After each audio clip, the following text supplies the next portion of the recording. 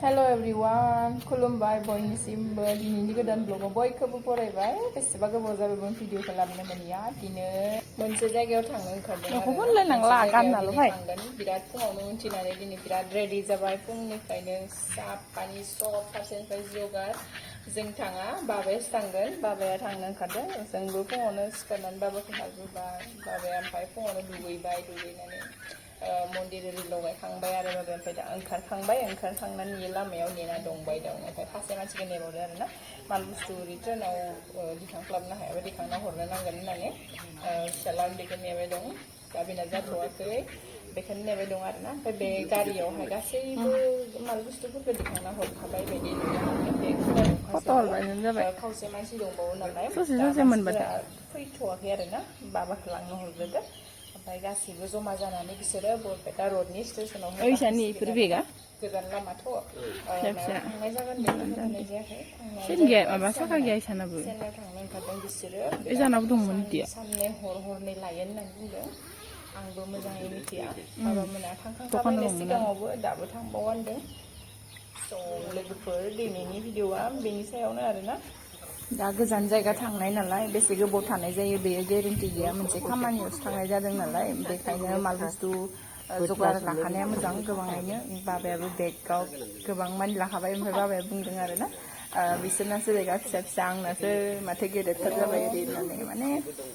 सब जगारा थाखायोबा जेबो टेनसन गैया आरोना लामा हान्थिनायाव नांखागौ बेगफोरखौ माने बुस्थुफोरखौ लाखानांथारगौ आरो आंनिबाथाय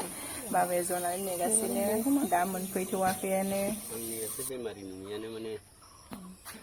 सब जगार लाखानाया गाहाम ना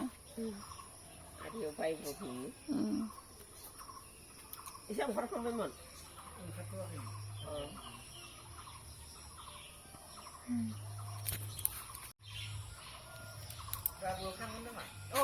थाङा दाबो मा थालाङा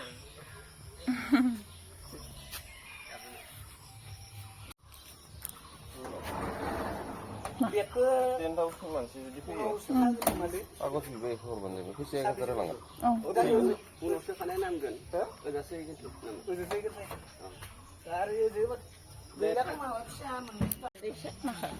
माबाखौ नांबावगोन साबो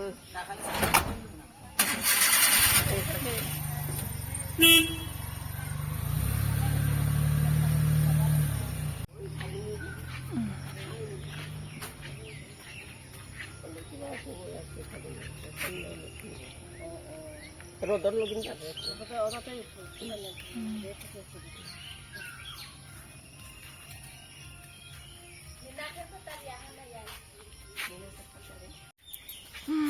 Good morning everyone थांबाय बाबाया चेन्नाइआव थांबाय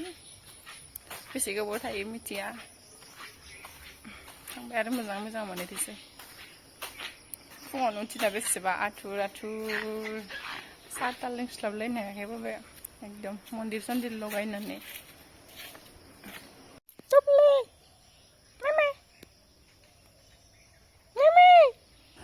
दा आं एसे मन्दिर खुलुमना फैनो सानबाय बेसेबा गोबाव जाबायमोन मन्दिराव हाबैया बाबाया सानफ्रोमबो लगायखायो आरोना फुङावनो